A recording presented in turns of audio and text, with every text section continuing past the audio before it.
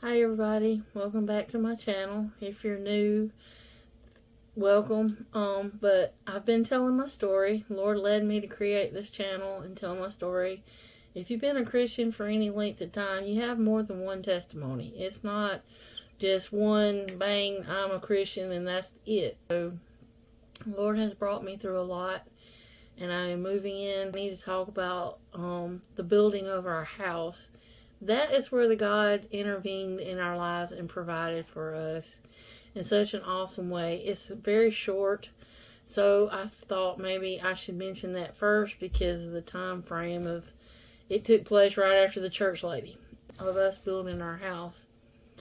Right about the time, if you've seen my previous video, the church lady and what she did, it prompted us to start looking about, moving to a new house, building, or maybe getting a mobile home on some property somewhere, or even just buying something already built. I don't know, but we just started praying about it. And shortly after we started praying and deciding, I had decided that my godparents didn't want me to live the way that we were, and they wouldn't want me to stay in a house just because it was theirs. So anyway, we decided to try to buy a new house, and so God's hand was in it, and it worked out. At this time, I was working in the medical field, and my husband was still in college, trying to, make a better way for us. Our youngest son at this time was about 2 years old. And then, like I said, I'd been praying about the situation. And at this time, newspapers were thrown out, the regular old paperboy situation. Except only it wasn't a paperboy on a bicycle, it was somebody in a car. And most of the time, they wouldn't slow down at our house to throw out a paper. Unless you subscribed to it and it would come in the mail. But anyway, everybody got a free paper on Wednesdays. And we rarely ever got one because the person in the car would just keep on going. I mean, one morning we were up early enough to see that they would throw out 3 papers at like one person's house, skip some houses, and throw out some more. But anyway, I digress.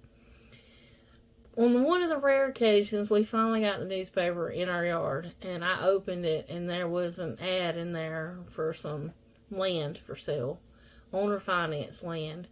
And I was like, wow, I mean, this is like the one time we get a newspaper, here's the land for sale. So I just saw that as God was showing us what to do and where to go. And so we went and responded to that ad. And the man was selling off, he owned a land company, so he would clear the land of trees and this, that, and the other, and then he would sell off the property. And he had divided it up into lots. And there was lot 1, 2, and 3. He had like 4 or 5, but I'm just going to talk about 1, 2, and 3. Lot 1 had already kind of been spoken for at the time. And so we were looking at lot 2, and then there was a lot 3. And these 3 lots were, because 4 and 5 we weren't interested in. But these 3 were going to share a driveway. It was like this common, he had put in a driveway, and all 3 properties were accessed by this one road. So it was supposed to be, a community road. But anyway, we got together some money, and we put down a down payment on this land. We signed a contract. We were paying the man directly to make payments on the property to buy it. Well, we were making payments for about a year, and during this time we had put a storage building on instead of renting a storage unit to move out of our current house that we were living in, we decided to just put a storage unit out here on the land we bought, and we could gradually move out of our house. And then when that new house was built, we'd be ready. Anyway, we got the land all set up and all that, and we went ahead and had a water well dug out here because where we live, we're in rural America, there's no county or city water available. There was also no cable internet available, none of that. So we were moving into the woods, basically. So we paid on it a year. The next year, we had gotten a tax return, so we decided to just apply all that to the property. And so we spoke with the owner, and we wanted to section out 2 acres of that property we bought so that it would be free and clear, and we could use that to get a house mortgage and build a house, or get us a mobile home. And we had applied for both. And this is some of the amazing part here. We had filed for bankruptcy. We had a Chapter 7 bankruptcy about 2 years prior to this. So we thought it might be a long shot. Getting a mortgage on an actual site-built house, we figured it wasn't going to happen. I knew the Lord was moving us. I just didn't expect the house part. That's what I've always prayed for. I grew up in a mobile home, and if you live in a mobile home, I'm not dissing that. Some of them are very nice. Some of them look awesome. But the little room I had was like a closet, okay? It had enough room for my bed, and that was it. And I wanted a little more than that for my boys. So I didn't want them to grow up in a closet. And there's some other issues with a mobile home about, how durable they are, how long they last. I can't think of anyone who's ever lived or bought a 100-year-old mobile home, okay? You can buy a 100-year-old house, but not a mobile home. So to me, they just don't stand up, and that's what I had prayed for, was an actual house. But we did look at some mobile homes, a couple of double wides that would have had decent-sized rooms. And the weird thing about this is we got denied for the mobile home. They turned us down. They would not finance it for us.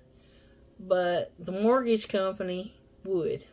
And so we just thought that was definitely God's hand. We got approved for the house and not the mobile home. We were also in the house we were living in. It was only 3 bedrooms.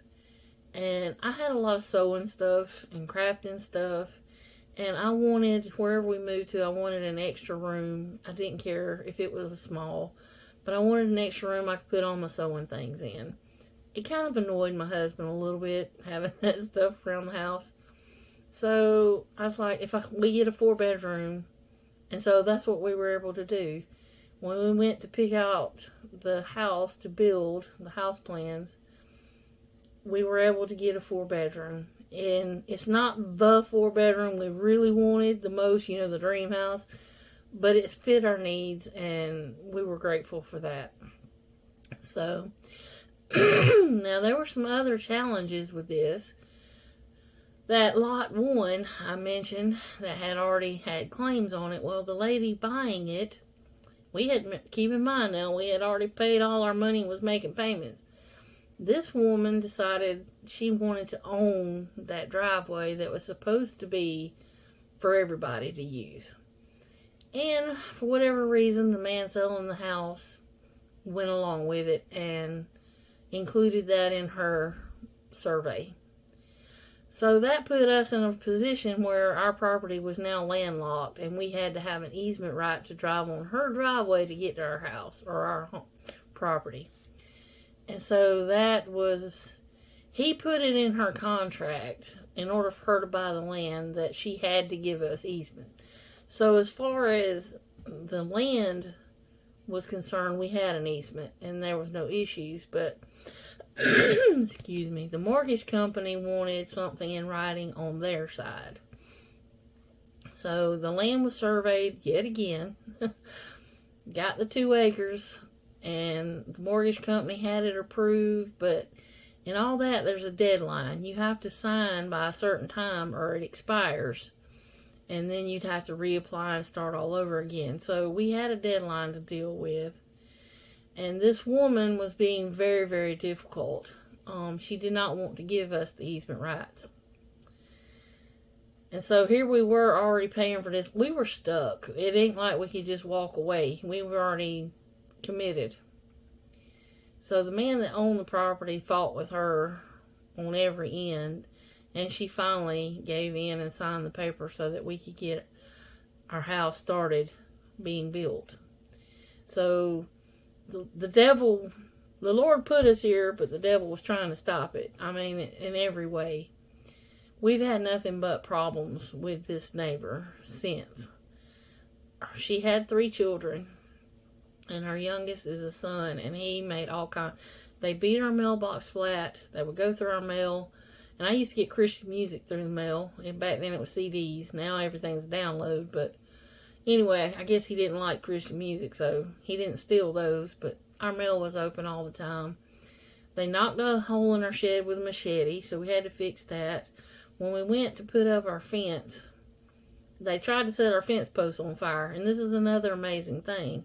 The grass around the post all burnt, but the posts themselves were untouched. So that was God's hand, protected us, I have no doubt, at that time. But there was just always something going on, and we had a horse, and I'm not going to go into that story, but it's an amazing story about how my little boy, my 3-year-old, earned the money, or got the money, and paid for his own horse, and it was a small horse.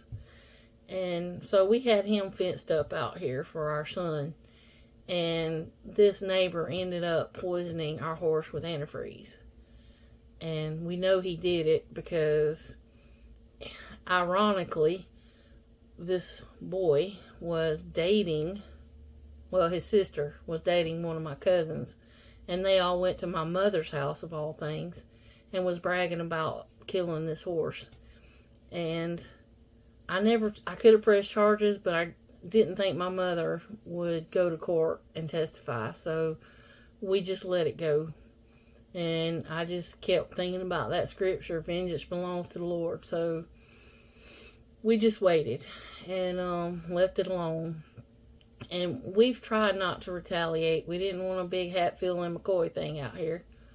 We kind of just prayed about it, and we put up a fence, like I said, so it kind of keep our dog in our yard and try to keep some problems back. If the horse got out of the pen, because we had another horse also, and if he got out of the pen, you know, they wouldn't get in their yard. So anyway, we had constant fights over the driveway. It was not exactly a good driveway, okay? We'd get stuck when we red clay, okay? And when it can be as hard as a rock, you can't put a scoop in it. And then as soon as it rains, it's like quicksand. It is just amazing. If anybody knows about red clay, it's always amazed me that it can be rock hard and then push, you're sunk. But anyway, we couldn't have friends over because of the driveway. We couldn't have a lot of family functions at our house because of the driveway. Once we even had to draw an ambulance out here, and they threatened to sue us because of the driveway, but they had to come get my husband, so it was one of those, you know. But we've dealt with a lot of things over the years with this neighbor and dealing with the driveway. But the Lord stepped in with that also. There was a period of time where they didn't live over there. They had to move somewhere else because she couldn't stay there. She went through several things of sickness and stuff. So anyway, the son finally grew up and things have been peaceful. But our driveway finally got fixed. There was a church and we knew the man. My husband and I are foster parents. I'll get into that story later. But the social workers didn't like having to come to our house because of the driveway. My husband and I would fix it the best we could so people could get in and out. But anyway, this church, this is what they do. They have a ministry. It's kind of like Carpenters for Christ, I guess. Once a month, they'll find someone that needs help, and they'll do it. And so this man contacted our local DHR and said, hey, you know somebody needs these things, needs help cleaning up a yard, whatever. And they said, yes, we got somebody that needs a hole fixed in their driveway. And so they came out here and they fixed that hole, but not just, they fixed the entire driveway. It was amazing. And they fixed her driveway. She owns it. But we got the benefit of it, thankfully. And if it weren't for us, it wouldn't have got fixed. And because the man from this church knows us, and he recognized our name and said, yes, I'll do it. So he did it personally and because that's what he does. So it's pretty awesome that they came out here and dumped dirt and gravel and got us a decent driveway. And since then, we've had, peace with our neighbor. So I'm praying that peace holds. We don't get stuck anymore, and when it rains. An ambulance can now get to our house if they needed to. So it was finally fixed in a professional way, and that was just, God was in that all the way. And it was over several years that we dealt with the fighting over the driveway before it finally got fixed. Also, there was some issues with a dog here and there, things like that. So, the point of this story is that God led us. He showed us where the land was. Then He allowed us to get the house we really wanted instead of a mobile home. This woman is older, our neighbor, and I have felt like many times that God put us here to help that lady. Whether she wanted help or not, He's used us to provide for her. And although it's been difficult, some people don't want help, And I think God put us here on purpose to help her. Whether we liked it or not, it was a difficult road. The Lord never promised it would be an easy walk. And I think we're at a place now where she's actually finally grateful for the things that we have done to help her. So let's just pray that everything stays peaceful.